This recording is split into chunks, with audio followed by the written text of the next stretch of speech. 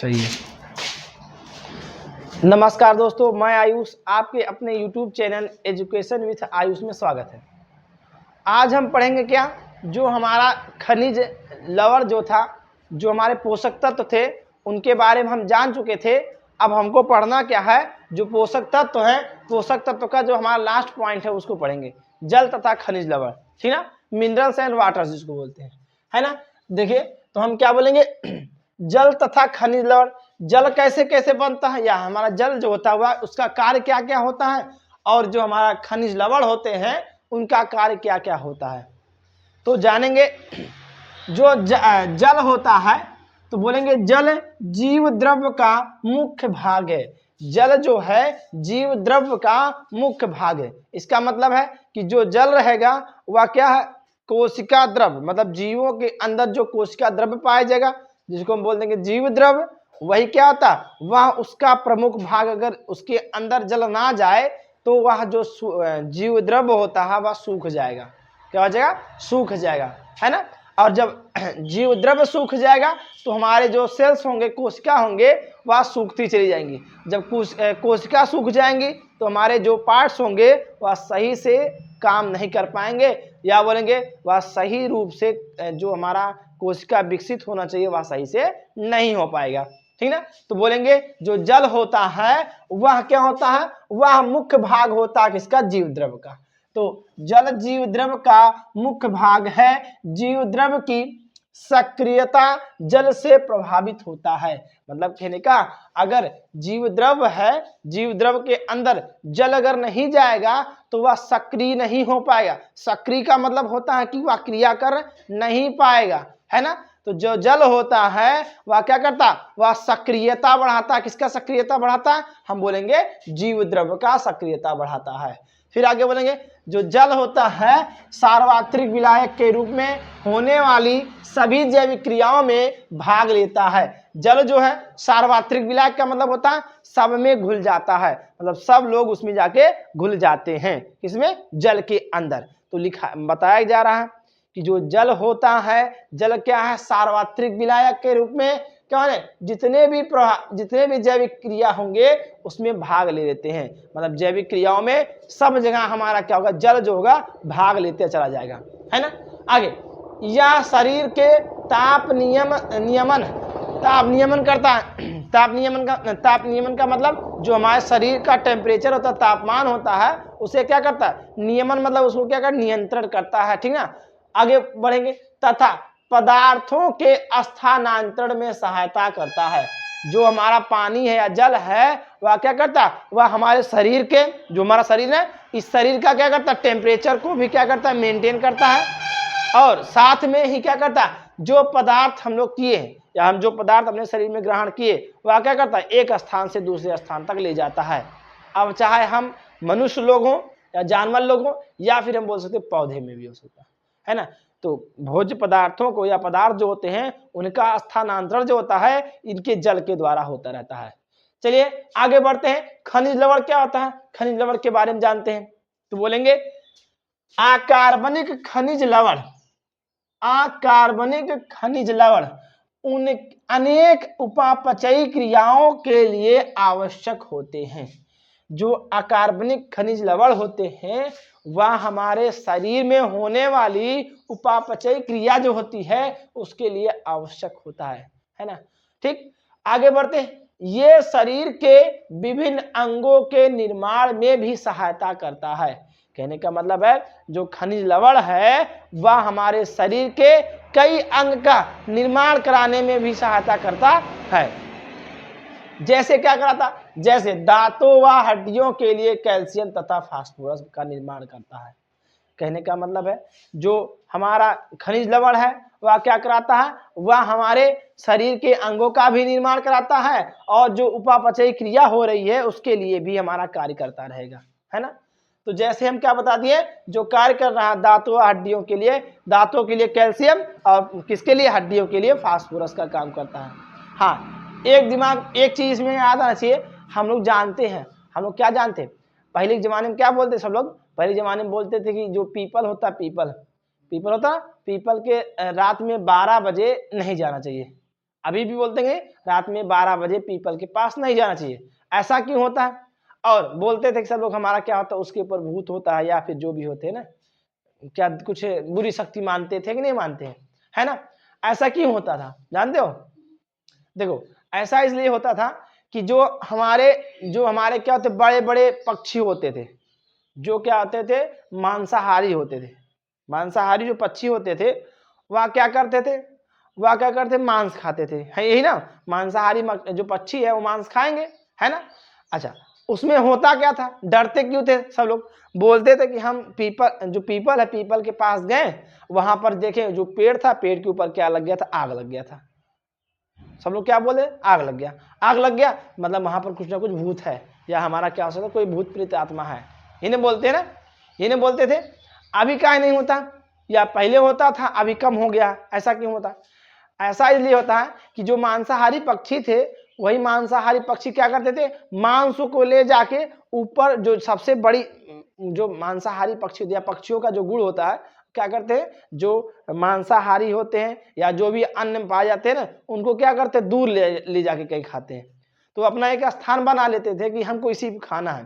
तो वो लोग क्या करते थे, जो हड्डी के साथ लेके चले जाते थे, कहाँ लेके जाते थे, उसी पीपल के पेड़ के पास क्या करते थे, बैठ के खाते थे उसके ऊपर। अब खाते थे, मांस तो खा जाते थे, हड्डी खा नहीं पाते थे। हड्डी जो था वह खा नहीं पाता, है ना? अब हड्डी खाएगा ना, हड्डी उसके पेड़ के ऊपर कहीं टहनी पर अटक गई। अब क्या होता, अब यही होता है कि जो पीपल का पेड़ होता है वह रात में क्रिया उल्टी कर देती है। क्रिया उल्टी कैसे करती है, उल्टी जानते कैसे करती है?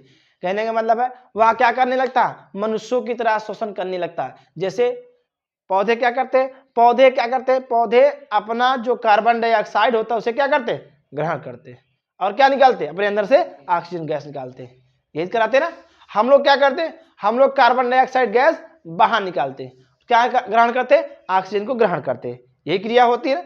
अब वही क्रिया उल्टी हो जाती है, किसकी, पीपल की, है ना? पीपल हो गया, बरगद हो गया, ये सब पेड़ जो बड़े बड़े पेड़ होते थे, वह रात में क्रिया उल्टी कर ली।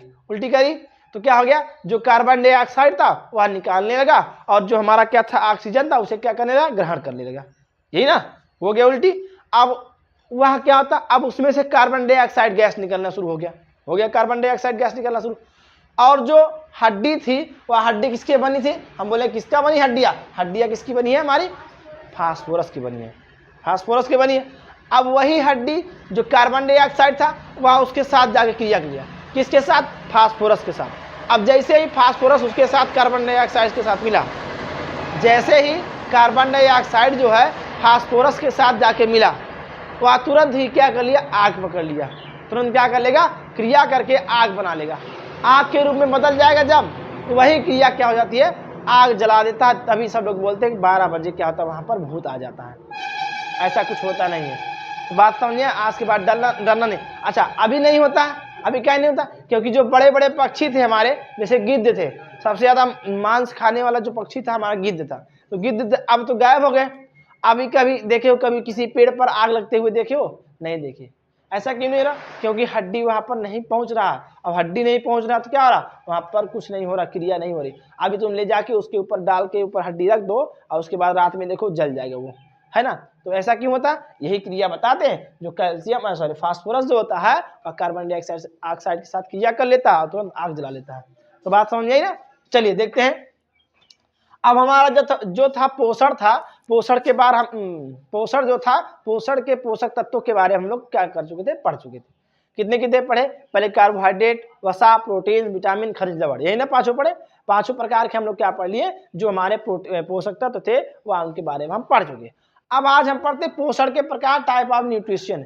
न्यूट्रिशन क्या होता है, न्यूट्रिशन के बारे में हम लोग पढ़े। अब हम क्या पढ़ेंगे, उनके प्रकार के बारे में पढ़ेंगे, उनका प्रकार क्या कहता है उनके बारे में जानते रहेंगे। चलिए देखिए, तो बोलेंगे जीवों में पोषण निम्नलिखित 2 प्रकार से होता है। जो जीव है, जीव के अंदर जो पोषण होगा वो क्या होगा, 2 प्रकार के होंगे। 2 प्रकार कौन कौन से होंगे, तो बोलेंगे एक स्वपोषी पोषण, एक होता है परपोषी या विषम पोषी पोषण, है ना? कई प्रकार के हम बोल सकते हैं।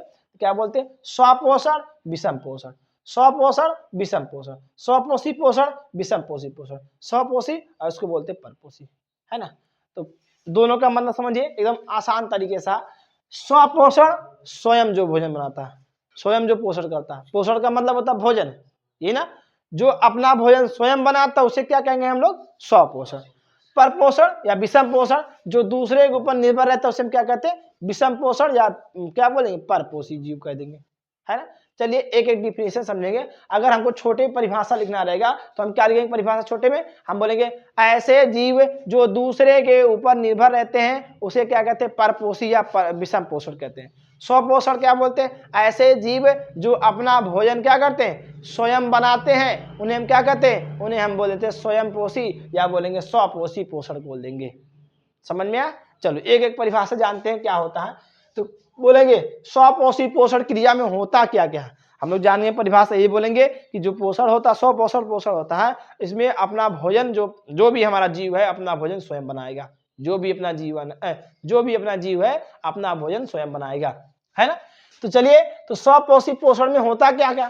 तो बोलेंगे स्वपोषी जीव अकार्बनिक यौगिकों, इसके साथ अकार्बनिक यौगिकों का मतलब देखो, अकार्बनिक यौगिक का मतलब क्या था? खनिज लवण, है ना। तो बोलेंगे अकार्बनिक यौगिकों, कार्बन डाइऑक्साइड, पानी मतलब जल से अपना भोजन स्वयं बनाते हैं। मतलब जो स्वपोषी पोषण होता है उनके लिए भोजन बनाने के लिए किन किन चीजों की आवश्यकता होती है? तो बोलेंगे हमारा क्या क्या होना चाहिए? अकार्बनिक पदार्थ होना चाहिए, कार्बन डाइऑक्साइड गैस होना चाहिए, और क्या होना चाहिए उसके साथ में? जल होना चाहिए। इनके साथ अपना क्रिया करके अपना भोजन स्वयं बना लेते हैं, है ना। जैसे कुछ जीवाणु जो होते हैं, कुछ जीवाणु होंगे। एक बात ध्यान रखिएगा, जितने भी जीव होते हैं सब जीव क्या करते हैं? परपोषी होते हैं। क्या होते हैं? परपोषी, मतलब दूसरे के ऊपर निर्भर रहते हैं। जितने भी जानवर हैं सब जानवर क्या होते हैं? दूसरे के ऊपर निर्भर रहते हैं। लेकिन कुछ जीवाणु ऐसे होंगे जो क्या करते हैं? अपना भोजन स्वयं बनाते हैं। जो क्या करते हैं? जो अपना भोजन स्वयं बनाते हैं उन्हें हम क्या कहते हैं? स्वपोषी बोलेंगे। ये अगर अपना भोजन स्वयं बनाएंगे तो इनको हम किस रूप में रख सकते हैं? इनको हम रख सकते हैं किसके रूप में? हम बोलेंगे पौधों के श्रेणी में रख सकते हैं। जो हमारा जीवाणु रहेगा वह किस रूप में रख सकते हैं? उन्हें हम रख सकते हैं पौधों के श्रेणियों में रख सकते हैं, है ना। क्योंकि जो पौधों का श्रेणी होता है या पौधे जो होते हैं वह प्रकाश संश्लेषण की क्रिया करते हैं। और प्रकाश संश्लेषण की जो क्रिया होती है वह मनुष्य या जानवर नहीं करता है ना।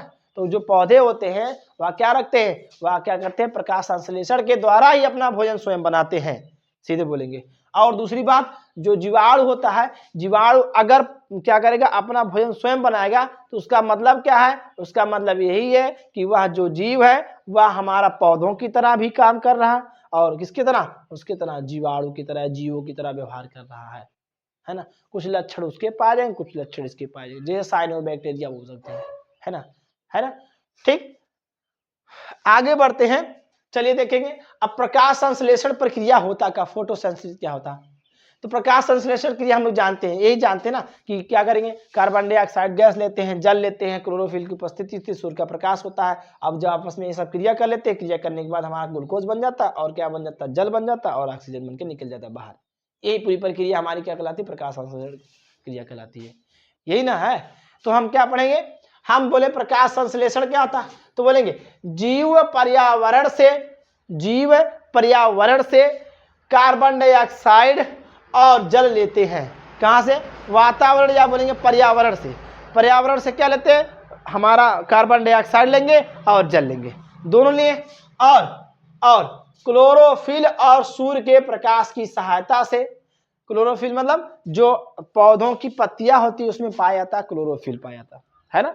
पौधों की पत्तियों में क्या पाया जाता है? क्लोरोफिल पाया जाता है। और प्रकाश संश्लेषण प्रकाश मतलब सूर्य का प्रकाश, इनके सहायता से क्या बनाते हैं? कार्बोहाइड्रेट में बदल देते हैं। यही प्रक्रिया क्या कहलाती है? प्रकाश संश्लेषण कहलाता है। क्या कहलाएंगे? परिभाषा अगर पूछा है कोई तो क्या बताएंगे?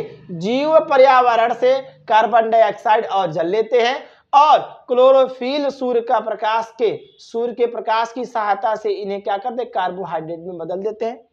अब जब कार्बोहाइड्रेट में बदल जाएगा वही प्रक्रिया पूरी क्या कहलाएगी? प्रकाश संश्लेषण कहलाएगी। जैसे एग्जांपल यहाँ पर ले लिया हम, जैसे करके CO2 जल, है ना। ये हमारा क्या हो गया? पर्यावरण से मिल गया। क्लोरोफिल सूर्य के प्रकाश, ये पत्तियों में हो गया, सूर्य के प्रकाश सूर्य से मिल गया।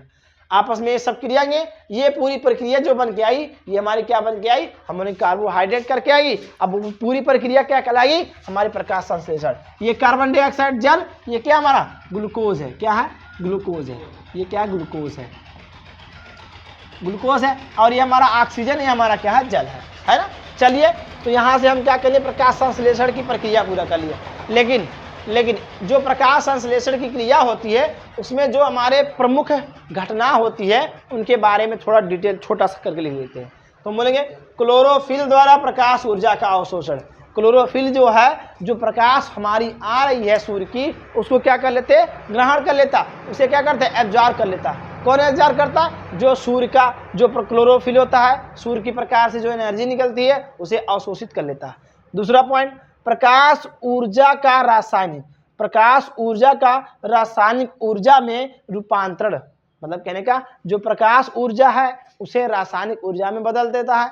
तथा जल अणुओं का हाइड्रोजन व ऑक्सीजन में अपघटन हो जाता है। कहने का मतलब है जो हमारा प्रकाश ऊर्जा है वह रासायनिक ऊर्जा में बदल जाता है, और क्या, और जो जल के अणु है वह टूट जाते हैं, किसके रूप में, हाइड्रोजन और जल ऑक्सीजन के रूप में टूट जाते हैं। अपघटन का मतलब होता है टूट जाना। फिर आगे बढ़ेंगे, तीसरा पॉइंट बोलेंगे, कार्बन डाइऑक्साइड तथा मुक्त हाइड्रोजन के संयोग से ग्लूकोज का निर्माण होता है। किसका निर्माण होता है, कार्बन डाइऑक्साइड तथा मुक्त हाइड्रोजन के संयोग से क्या होता है, हमारा ग्लूकोज का निर्माण होता है ना, या ग्लूकोज का संश्लेषण होता है, मतलब वही बनता है।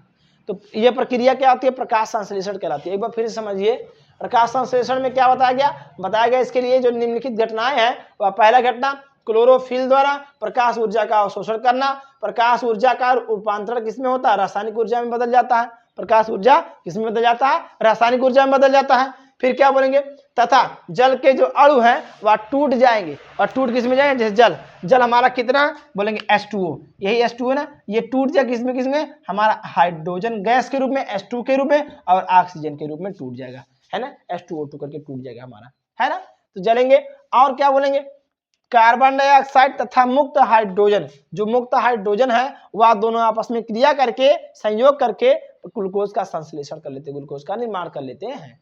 बात समझ में आएगी पूरी। तो चलते हैं, यहां तक क्या पढ़े हम लोग, जो प्रकाश संश्लेषण क्रिया है वह हम जान चुके हैं, ठीक ना। चलिए ठीक है।